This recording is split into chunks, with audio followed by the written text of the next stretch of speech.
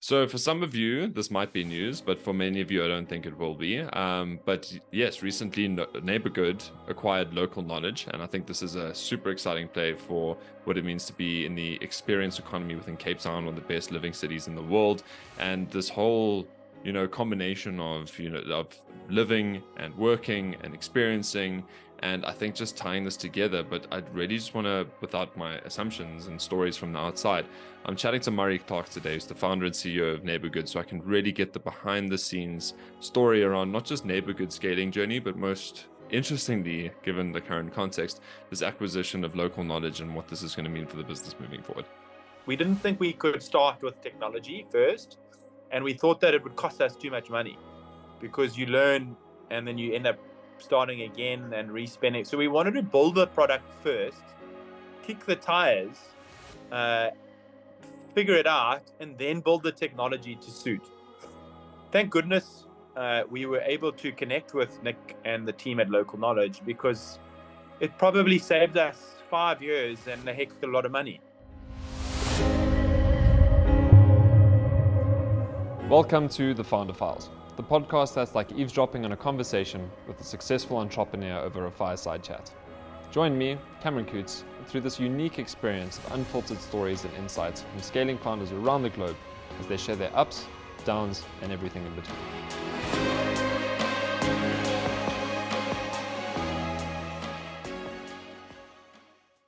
All right, Murray Clark, welcome to the Founder Files. It's good to have you here. Obviously, I've been looking at Neighbourgood for a while, following the journey, following your own evolution, and it's been such an exciting time. And, obviously with this acquisition of local knowledge, I think, things are booming. I mean, going from purchasing properties to now purchasing businesses.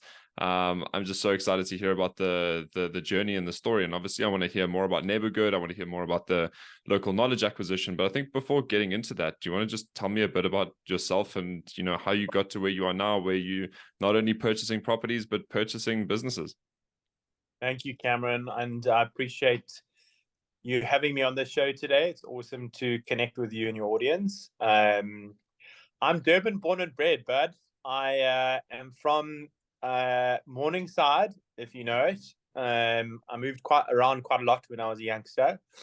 I went to school at Clifton and then DHS, which is a public school in Durbs. I've always loved entrepreneurship from a very early age. I cut my teeth in the entrepreneurship space, selling donuts on the side of the field, which I probably ate way too many myself, to running sports clinics, to running under 18 nightclubs, to all strange things that you do when you're young and you have no idea what you're doing.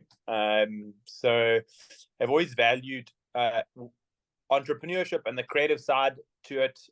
Teamwork, always loved sports, which is in itself what entrepreneurship is all about, really. Because you can have the best idea in the world, but if you don't have an amazing team to implement it, it's very hard to achieve any ideas. It doesn't matter how good it is. But property has always been in the blood. I grew up on building sites. My late dad was a building contractor, so I had the good fortune of learning from him towards the latter part of his life. He was a bucky builder, small, medium-sized projects, but just having him around was an inspiration for me. I started looking at the built environments a little bit more seriously when I dropped out of law school, which wasn't for me, and started selling houses when I was 17 or 18.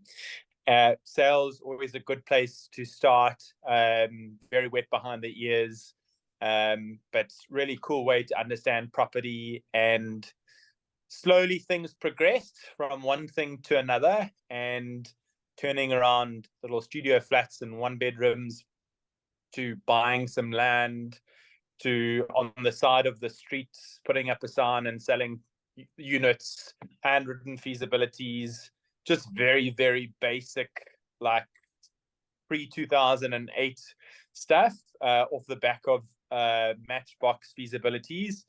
And you just learn on the job. I think practically you can go one of two ways. You can go the academia route where you study now a BSc in property or in your industry, or you can just go to the rough and tough way, which is essentially on the ground, which is basically what I did. And that's the route that I feel for me was the best route to go. And yeah, built up a little portfolio slowly but surely from that age, 20 to 21. built 11 homes in Durban, then another 20, and slowly but surely increased. Then my father passed away, which was quite a defining time for me in 2008, and I really looked at what I wanted out of life. And the rural retail space was fairly underserviced even back then.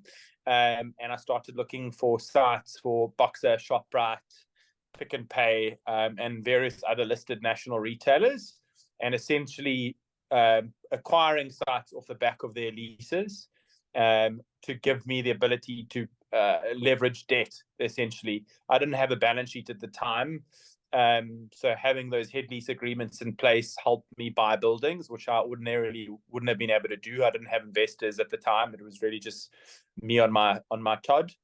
And slowly but surely built small projects, standalone buildings, and over a 15-year period, 45 odd convenient shopping centers, some of which I still own at the moment, which I'm currently selling based on where my focus is. Always looked at the built environment quite differently, and from a social perspective, we developed a concept called Big Box, which was an entrepreneurial development platform where we would find, fund, educate, and mentor young entrepreneurs in a township setting using retrofitted containers. And we learned a heck of a lot in that time. That was in Komashu. That evolved into a concept called Good, which was actually unsuccessful. And Good was a representation of where we saw the built environment going. It still had all the social impact and support local, small format retail, health and wellness, all those things that we started thinking about in the beginning, which are now present in Neighbourgood as a business at the moment. But it was essentially a food market. It was a workspace. It was a health and wellness center. It was something that we opened called Good Bar, Good Coffee, all in one building. And it was this beautifully curated mixed use space, which is where we thought that the world was going. And it still is. All of these themes are now very present in the world of the built environment that we live in.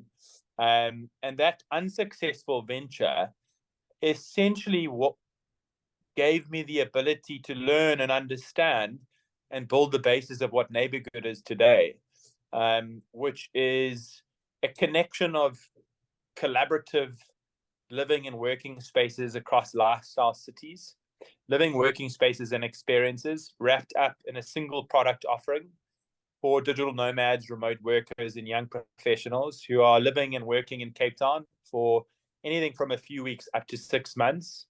And it's a place for people to connect with other like-minded people. It's extremely social. There's events and activations every day. There's something going on, whether it's free yoga, walks up Table Mountain, it's going to the Black Coffee event this weekend. There's a whole bunch of our members across the city getting together and going to that event. It's just a really social experience around a city. And the rationale behind it is that there's two problems we're solving. On the one side, the built environment and physical bricks and mortar is probably more under pressure now than it's ever been before, because people don't consume space like they used to anymore. So traditional offices are no longer relevant. Traditional hotels are not as relevant as they used to be. People are just consuming space very differently. They're thinking about health and wellness. They're thinking about community. They're thinking about social connection. They're thinking about fulfillment. Bricks and mortar, by its very nature, is fairly soulless in one way or another, especially over the last 20 or 30 years in terms of how it's been executed. So we wanted to really reinvent that experience and create a product offering that connects buildings and experiences people across the city, where it's that all access passport again. So if you're staying with us and you're from Holland, for one price, whatever that price might be for the time that you're with us, you've got access to the whole city and a community of people just like you.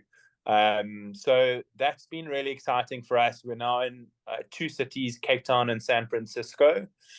We have 19 buildings across both cities, 1,000 odd units, and it's just been a whirlwind over the 3.5-year period. We have been lucky enough to get to break even over that period, which is tough in the world of physical real estate because it's extremely capital intensive.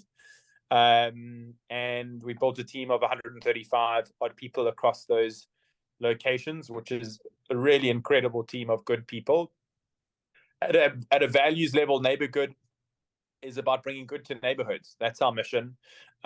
We think about the world differently. We want to invest in neighborhoods and make the experience of living and working in neighborhoods a lot better.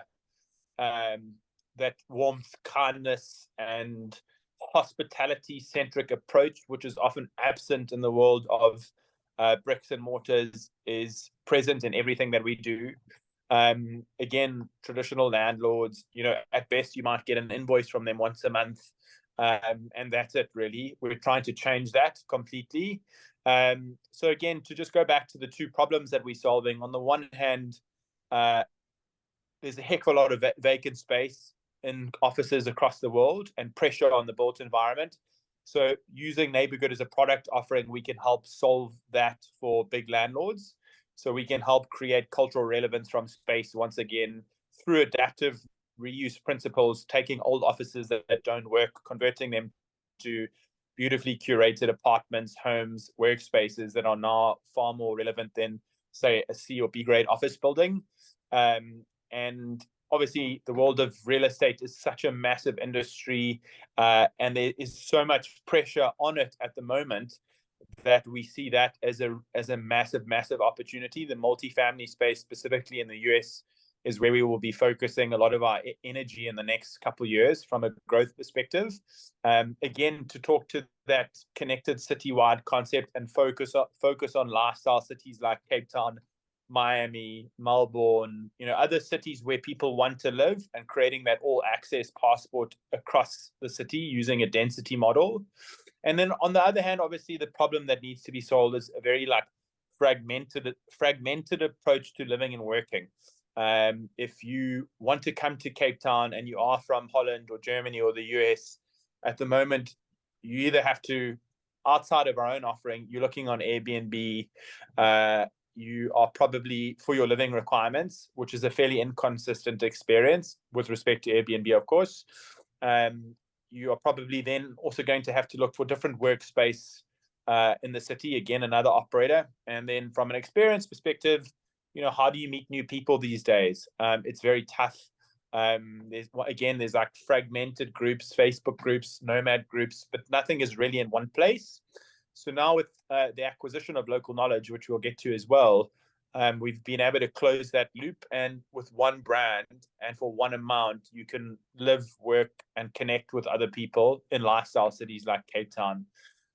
So from a model perspective, that's where we've taken the product offering. It's a beautiful blend of physical, hard physical bricks and sticks real estate, plus now technology with acquisition of Local Knowledge, blended together in a melting pot across lifestyle cities for people. I would say our primary market segment is between 20 and 45, who are transient, thinking about staying in lifestyle cities like Cape Town and others like them. And that's where we want to be. Yo, epic, Murray. But Murray, what an epic story. Thank you for the introduction. It gives a lot of context to you personally, the own journey you've been through. I mean, going into the property space, typical entrepreneur, ready, the school of hard knocks, dropping out of law. Could never picture you as a lawyer. Most entrepreneurs, I can, usually the field of law and the personality requirements of that just It's not really a solid fit for the typical entrepreneur. So it makes perfect sense. And then your story of good is, I can really see that kind of that for the philosophical foundation of what you're trying to do with Neighbourgood, coming from that, but obviously within a more viable market where one of those or where that offering can really exist. So obviously the main story we want to getting into and talking about is the local knowledge acquisition, but I really want to understand the scaling journey of Neighbourgood, seeing as this is a scale up podcast, right? So I mean, so you mentioned you've got 19 properties, you're in South Africa, Cape Town specifically, obviously San Francisco, you're looking at Miami, you're talking about Melbourne. Obviously all of these continuously pop up on lists of like some of the best cities in the world to live in. Obviously I think the reason why Cape Town's not there is we know the reasons of South Africa, and the reason why it is for Neighbourgood is just because you're South African. But just talk me through, like just what's the time frame of Neighbourgood been? And there's from my perspective, from an outside perspective, there's been one or two pivots in that journey as well, right? And especially going with this like, I really like this multi-model of both the temporary residential as well as the working space. But now, just off the back of the bankruptcy of WeWork and the this boom of co-working spaces, and then like this sudden, like, okay, once bitten twice shy, and you're like, okay, this is the right time to jump into it. But then also bring in that residential model. I think before we even go into that third tier offering of the technology, the travel and the experience, just tell me about like how it is that your own business evolved as you scaled, and then obviously want to know about the complexity of scaling brick and mortar and people, and like that's intense in and of itself, but just around the business model, right? Tell me about the stages of evolution that went through. So proof of concept is everything, I guess, to most businesses, and I think that after what we learned with good, we essentially did a post-mortem, and we looked at what we did wrong, essentially. And as a founder and a CEO, there's only one person who needs to take accountability, and it's the person who looks back at you at the mirror.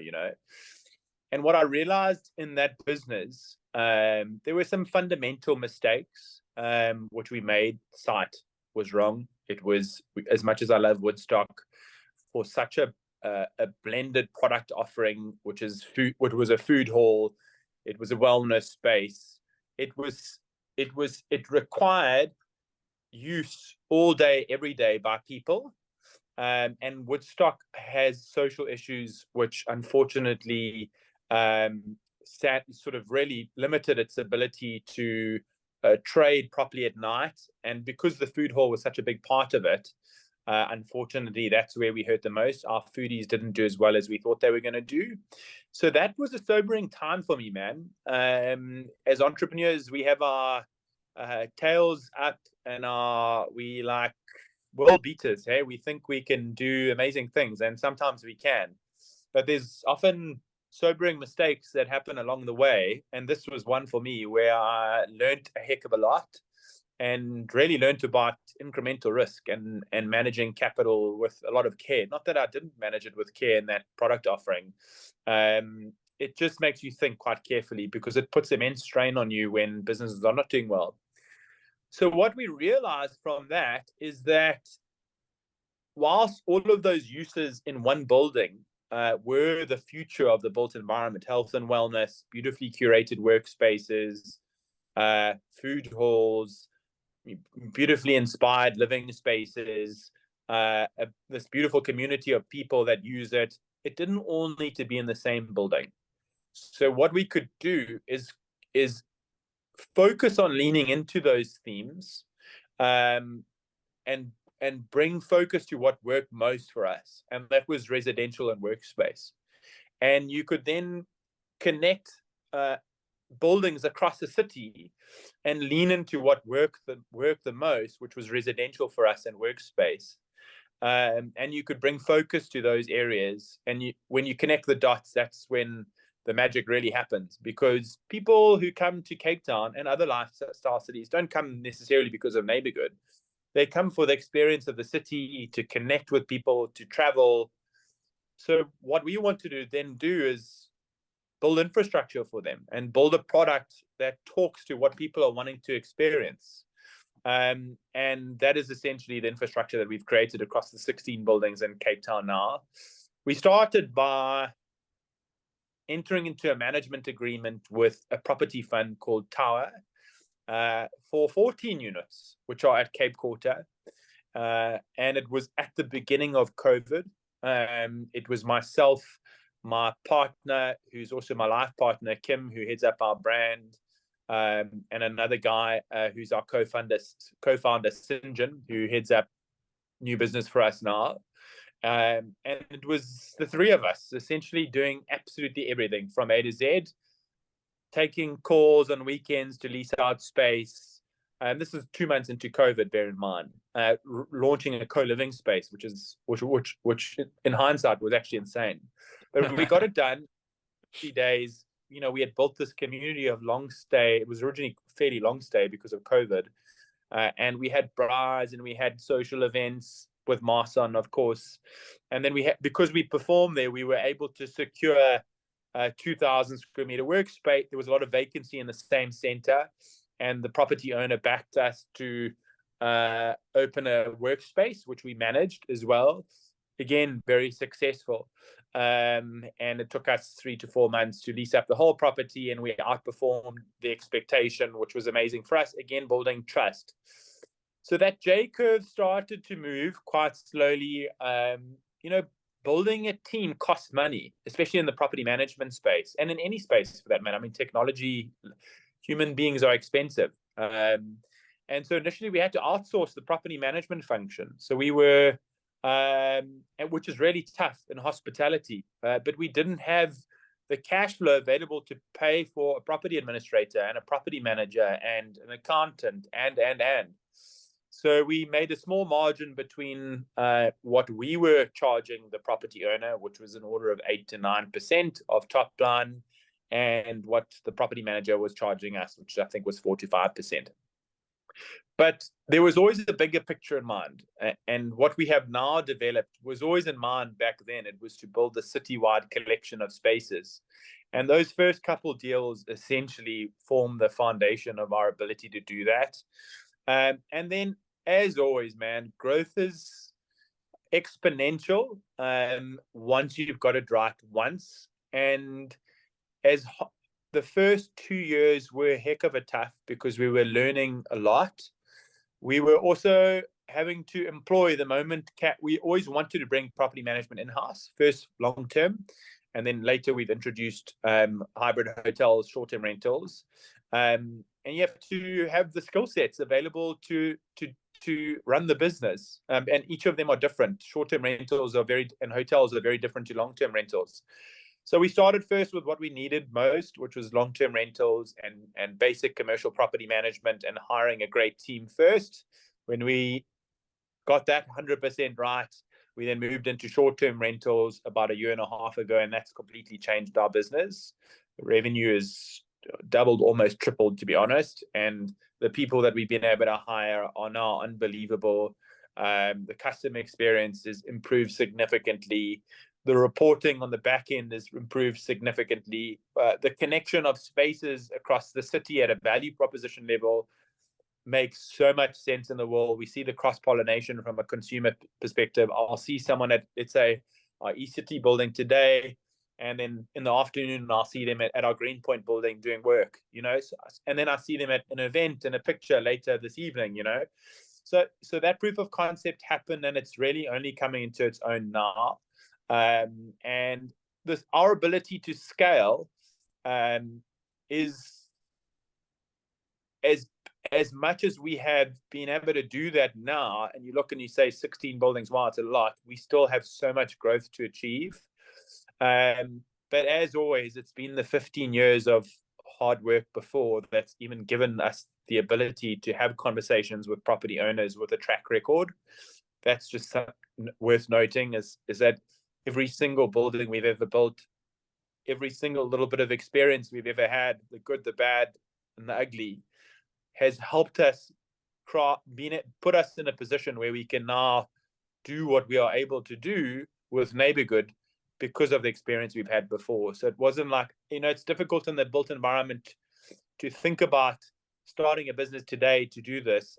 I definitely think, building convenient shopping centers and understanding bricks and sticks has helped our ability to do what we do now. But definitely taking an asset light approach has also helped tremendously. Although we own a large proportion of our buildings in Cape Town, being able to enter into management agreements in an asset light structure with property owners where fees range between 8 and 15%, depending on the nature of the income we collect, has also given us a massive amount of scale opportunity, because essentially we are what we think we're doing a much better job than just a vanilla property manager who is essentially just functionally collecting income. Our product generates better income because it's flexible. So you pay slightly more for your 1 month with us than you would ordinarily pay for a 12-month lease.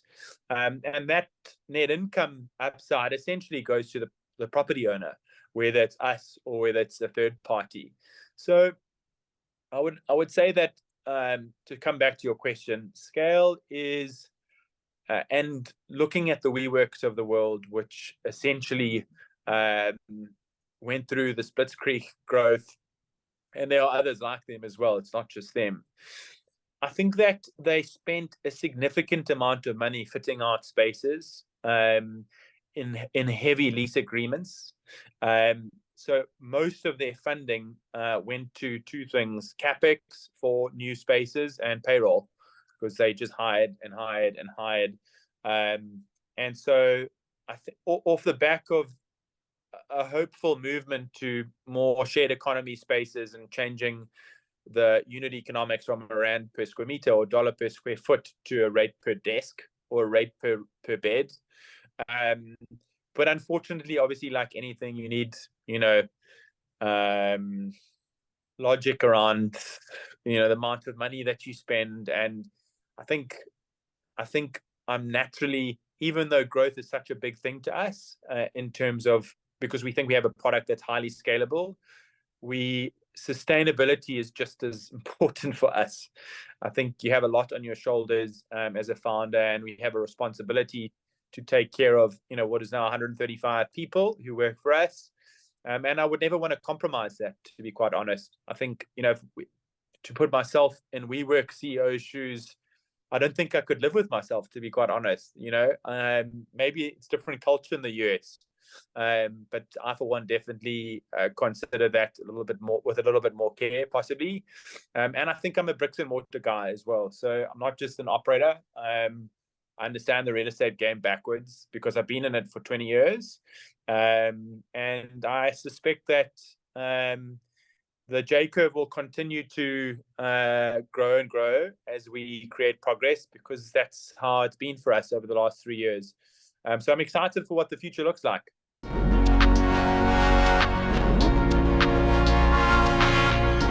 This podcast is brought to you by Metavolve, for founders who are committed to scaling their business, but are tired of wearing 12 different hats.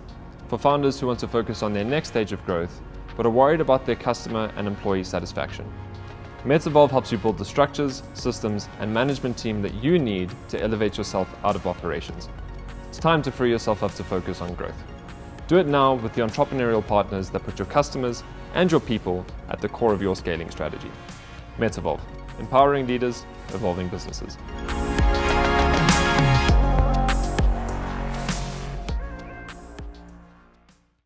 Yeah, me too. And given the story, I'm already starting to intuitively put the dots together about where I see your vision going, that I'm very keen to test my intuitive piecing together with you in a moment. But working backwards from that, I can definitely see this piece of the puzzle with local knowledge fitting in and really tightening things up. But before speaking to that, I feel like I keep kicking this can down the road because it's the whole point of this conversation. But San Francisco, why the hell San Francisco, and how the hell are you managing bricks and mortar literally on the opposite side of the world? Like, just tell me, like, what was the decision making there? Are you crazy? And how's it going? We've got an amazing partner who owns a lot of property in Southern California and Northern California. So that was a big driver for us. They were in the co-living space already. Young guys as well who are doing awesome things, a company called Young and Lewin. And so it was a soft entry for us where we built trust over a period of time. I would say 12 months, where we really went through the process of defining who we were as a brand, showing them what we've done in Cape Town. I mean, it's hard negotiating a deal when you haven't met someone on the other side of the ocean. I mean, who are we as, these South African property owners or property operators who run a brand? I mean, who are we in the biggest sea of the American landscape, But the fundamentals of what we do make sense, and I think we know and understand our business really well. San Francisco has a lot of problems to solve because there's a heck of a lot of vacant space in offices because of the advent of COVID and everything that happened. It has challenges as a city, but it is also the home of Netflix, Facebook, Stanford University. Like, the entrepreneurial chops that city has, because of its nature, are unparalleled, to be quite honest. And so for us to even be in that ecosystem is just absolutely nuts. Like, to even have our name on a home where Mark Zuckerberg might drive past is absolutely insane to me, to be quite honest. So I think the nature of the city, its opportunity to help reposition physical space, plus the relationship we had with the property owner, made so much sense. Our head of operations, a guy called Werner Zierman, who worked for us for a couple of years before even moving there, is heading up that with a newly employed city head, a guy called Gullivan. So we have a strong team on the ground who are managing our 3 locations and are also looking at new business opportunities. And I think we're really just going to replicate what we built in Cape Town across living, working spaces and experiences, and hopefully in new cities across the US as well. I mean, the scale is just, again, it's hard to understand how big it actually is relative to a South African market. And we back the product while we exist. We think that connection of spaces, building that citywide product offering, all access, community-centric living and workspace model, for me, makes a lot of sense in the world that we live in. And the team are amazing. Our partners are amazing. And the product that we're building is right up there, with the best of the world, So I'm excited about San Fran. And I think if we can make it there, then the opportunity to make it anywhere is real. 100%. I think it's definitely a good use case, and it's a really good pressure test of your own geographical expansion. So yeah. Okay, so now finally getting onto local knowledge, because I can see from a customer's perspective, right? You've solved these 2 fundamental problems. Is how is it the fact that I can go into a new city I've never been to, solve a problem of where I'm going to stay whilst not getting bored at the same time, but still feeling I've got roots, but I can still move around and I have that freedom. Same thing from a work perspective, where I can work around, but not also have to deal with the admin and worrying of like this co-working space with this accommodation. You've solved that problem. But the missing piece is, I want to go experience the city. I want to go experience the culture. I want to go experience what's out there. And the point there is, like, at this point, the only thing that you can really do is maybe a concierge service, but that's also highly effortful. That's also, there's too many variables in that. And like being able to provide this kind of guidance and reference, we're still providing the high caliber experience you're wanting to, with this missing need. I could definitely see that emerging for you. So, I mean, my assumption would be like, this was always a deliberate point of your strategy is around how we're going to fill this missing gap. So with that onto local knowledge, were you always like eyeing them out? Because I mean, in the preparation for this conversation, you're chatting, there's the values alignment, there's like the worldview alignment, all of that's very clear. Yeah. So with Nick and his team, were you always kind of lining something like this up, or did it just come around like it was like, actually it just makes a lot of sense that we go for local knowledge? What was the thinking before this happened? We always knew so people make the mistake of building technology before especially property people. We lead with living and working spaces and the consumer experience. That is the core product, but the experience side of it is right up there in terms of people using our spaces, connecting with other people.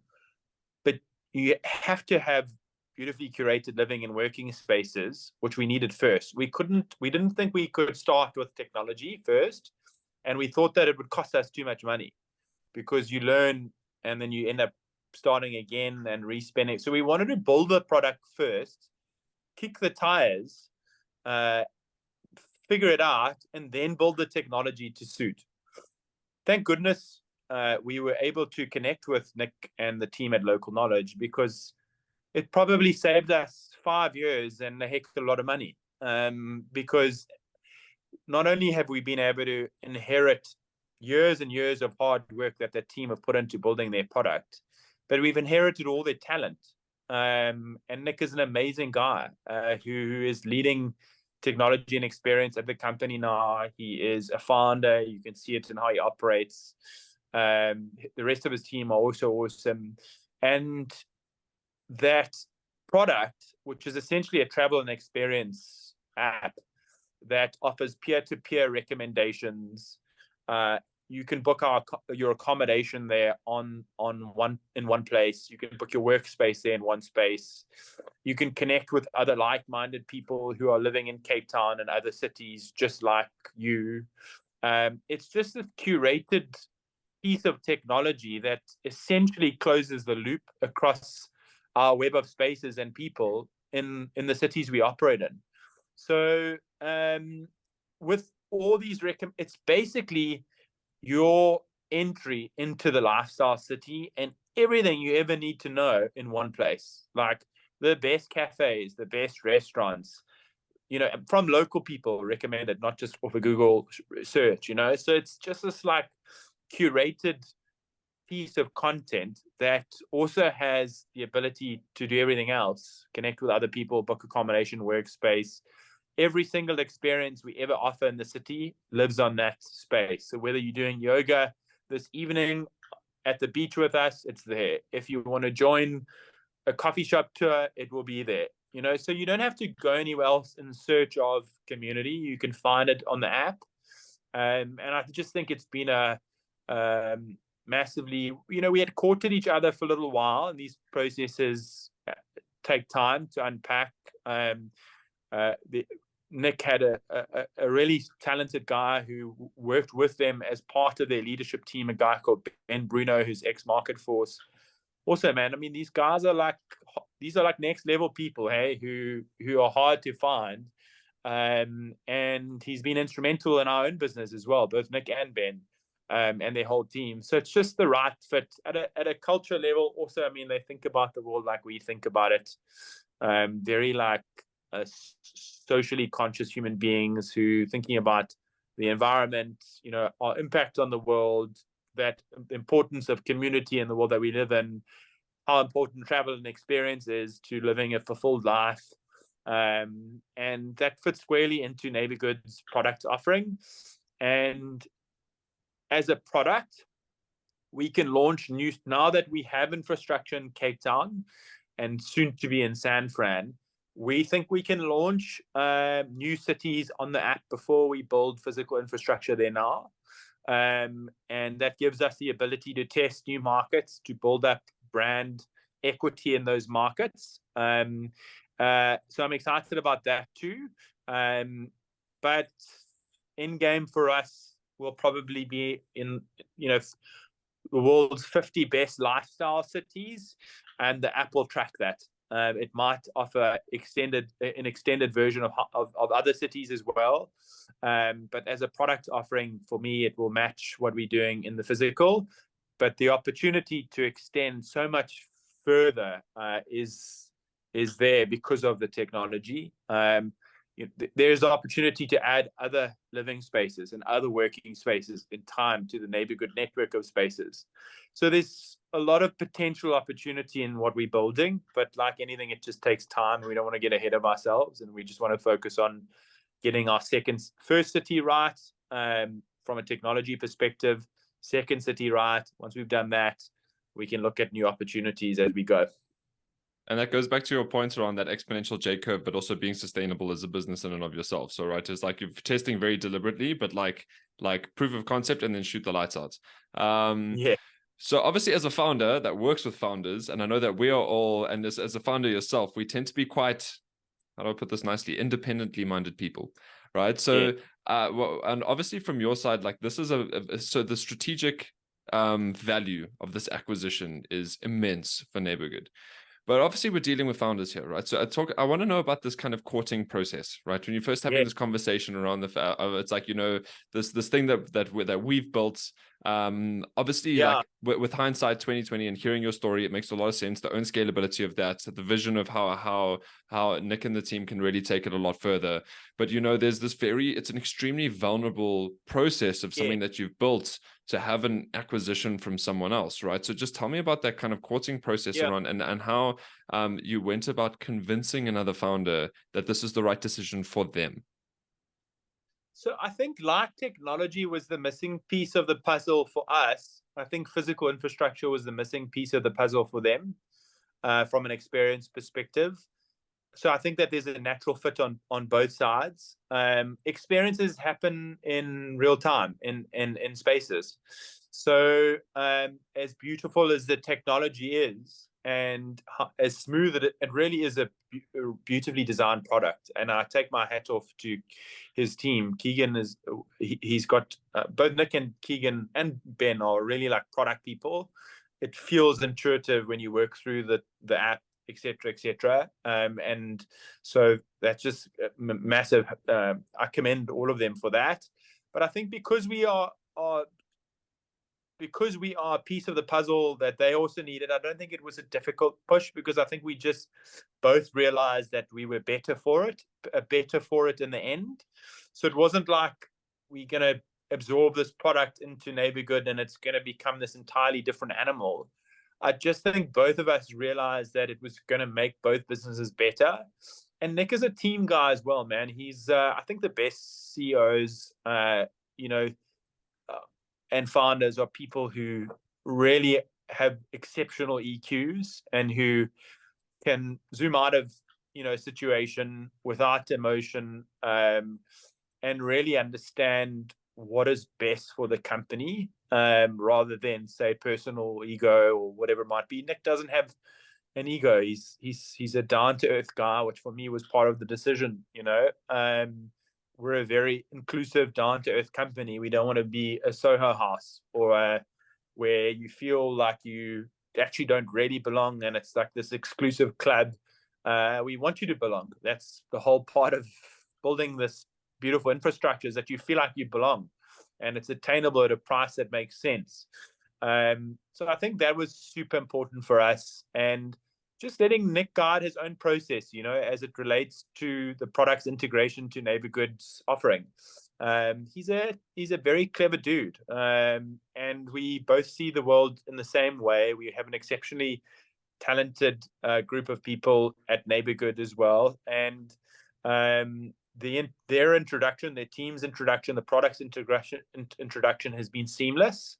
He's also played a role in helping us launch our work clubs, which launch in January, which is essentially a very low cost work club at 990 Rand a month with free coffee and 24-hour access. I got that in my inbox. Yeah, did you? I'm glad you did. He's a product guy who has had value in multiple areas of the business, and he's just a natural fit. And what we, the way we run things, we try and keep our organization as flat as possible. So our HODs, Nick heads up tech and experience, our head of brand, our head of new biz, head of operations, head of hospitality. They have, within the framework of our core objectives, enough like scope to run their own departments and to have the creative freedom to do what they want, as long as it's serving our core objectives and we focus on achieving our OKRs and our objectives for the overall company. Then there's enough creative freedom to feel like you're completely still a founder, to be honest. And that's important for us, that entrepreneurial spirit within the company. So we've spoken about the strategic acquisition. We've now gotten on just talking about Nick and the team, mentioned HOD, and this leads me into my next question, because for you, this isn't just an acquisition, it's also an acqui-hire component, right? So you're not just bringing in a product, bringing in a business, bringing in the technology, you're also bringing someone into your leadership team. Right. So for Correct. you, in terms of like, and you've mentioned the alignment of worldview, this alignment of values, you're caring about the same thing, low ego, very entrepreneurial. But from your perspective, like what were like, I mean, it might seem obvious now because you've already mentioned these points, but I really want to know about how you went to go about getting that feeling of confidence and calm and relaxation that, you know, this is a guy that I can deeply trust to be part of my team to take Yeah. our vision forward. Yeah, so I think it was their whole team, and it was an organic process over about 6 to 9 months. So we went into a lockout period where we actually gave ourselves enough time to get to know each other. It wasn't like we met each other and then like 2 weeks later there were heads of terms in place.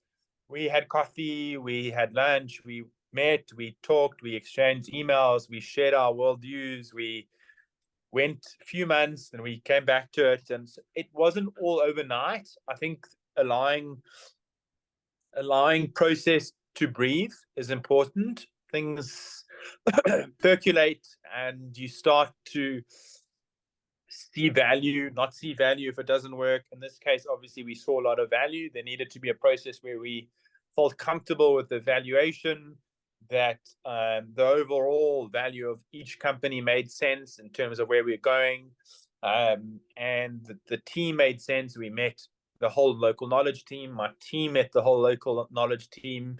It's like a relationship, man. It's new. You know, I think it's new. It's new to me. Definitely, it's within the context of Neighbourgood. It was our first acquisition, which is awesome for us. And there may or may not be others down the line, depending on if it fits the business. So I would just encourage people to take it slow. You can't reverse out of things easily once they're done, you know, unless your contract allows for it. In this case, obviously, we trust Nick implicitly. He is a super valuable member of our management team now that is invested in the business because he retains some equity as part of the deal in Neighbourgood product offering. So he's essentially a shareholder of our business. And that's super exciting because I think that the merging of physical assets with, you know, beautifully crafted technology is the future of the built environment. And I think that's what's exciting for us. So I'm super hopeful in the future of how the product is going to add value to the business, man. I don't even think we've touched sides with how powerful it will be to the consumer experience. So on that note, and because we don't have, I would obviously love to really get the story on this, but because of limitations on time, I mentioned the fact that I'm connecting the dots in One Drip Vision. So all I want to do is just test it with you and see how, if right or wrong, and maybe just fill in some quick gaps. But now that I can see this merging, you mentioned like the 50 best cities in the world. I can imagine this customer retention model where you've got these people that want to travel and experience the world, have the freedom to be able to do so, but they're able to be connected with one platform. I think the only other missing piece now is probably flights, right? Because after that, and you've covered that, you've got the residential accommodation, you've got the workspace, you've got the like-minded people and potential networking, or not if you're extra introverted or extroverted. You've got the experience of the city on the with a point of local knowledge, and that's again why I love the name of the of that business, but now coming into Neighbourgood.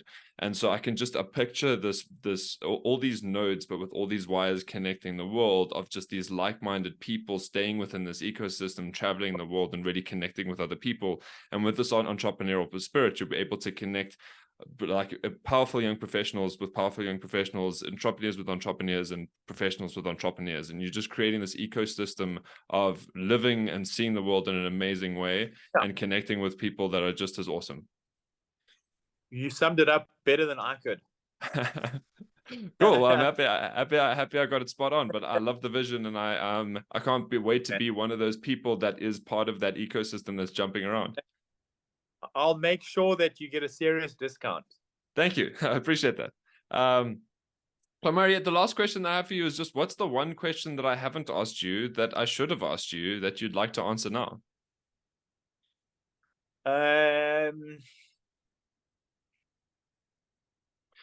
When can I go on holiday? Yeah, it's a good question. When are you going on holiday?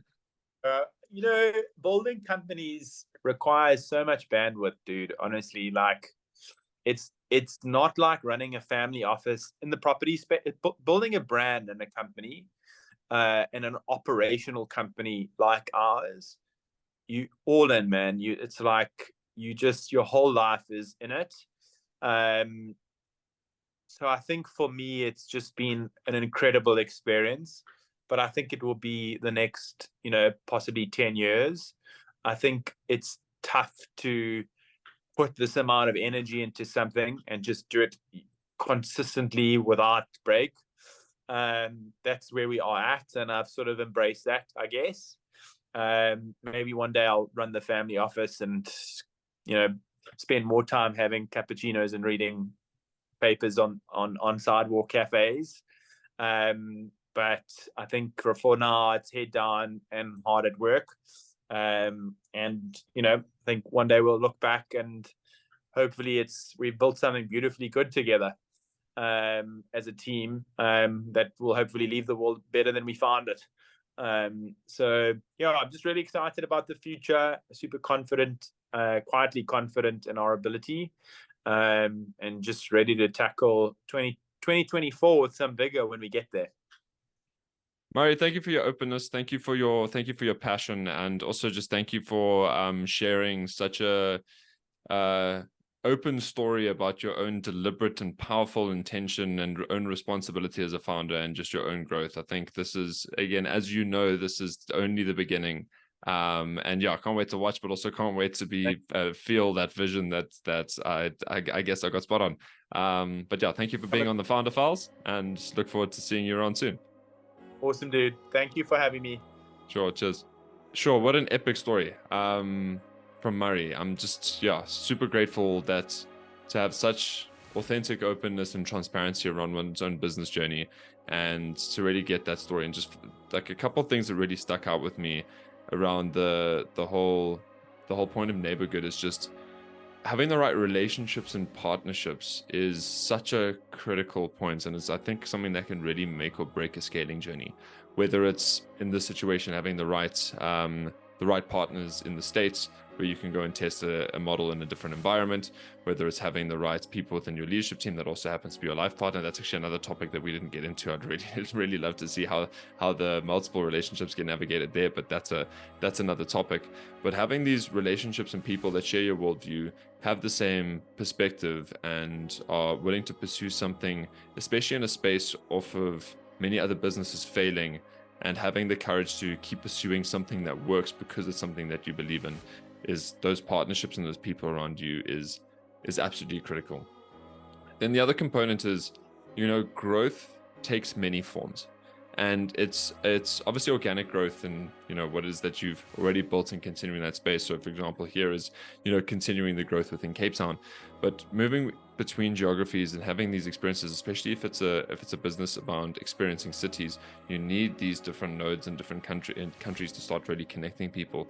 And then from that is just also tightening the product offering, getting the customer experience there, and really providing this amazing multifaceted experience for a customer where that's essentially what you're looking for. And obviously these things kind of take time to build, but these steps are never really linear, and often it comes to opportunity, but at the same time there's this very measured approach that I can see that was taken there. So both this intuitive point of this is the right timing, but also very measured, very managing risk quite effectively, testing, experimenting as they go, taking 6 to 9 months to build a relationship.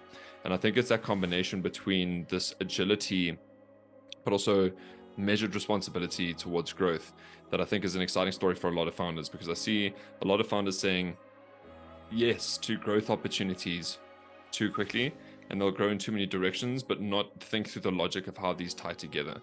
And I think from Murray, this is a very good story of how these different directions and components of growth and increased complexity, but at the right timing and for the right reason, actually tightens the story rather than loosens the identity. And I think that's probably my biggest takeaway from this. And then finally, the other point of when, approaching an acquisition, even for the first time, I love the point there around really taking the time to build the relationship. Like, we didn't use the word due diligence once, but the point there was around really understanding one another, really taking the time to understand each other's worldview, because, in a situation like this, you really want to honor the mutual visions of the founders coming together. And it's about the sum of the parts are greater than the whole is greater than the sum of the parts, and that's the whole point of bringing this acquisition and ensuring that can be the case, and having the right person on your leadership team that you can really trust. I think there's a lot of examples there about what went really well that I think can be a good story for other people. So yeah, that's my 2 cents on that podcast. It was an amazing conversation. I hope you enjoyed it. And yeah, please give us a like, give us a follow, give us a share to any entrepreneurs out there that have got multifaceted growth in their scaling journeys or think of an acquisition. I think this will be something that'll be helpful to them. But until next time, cheers.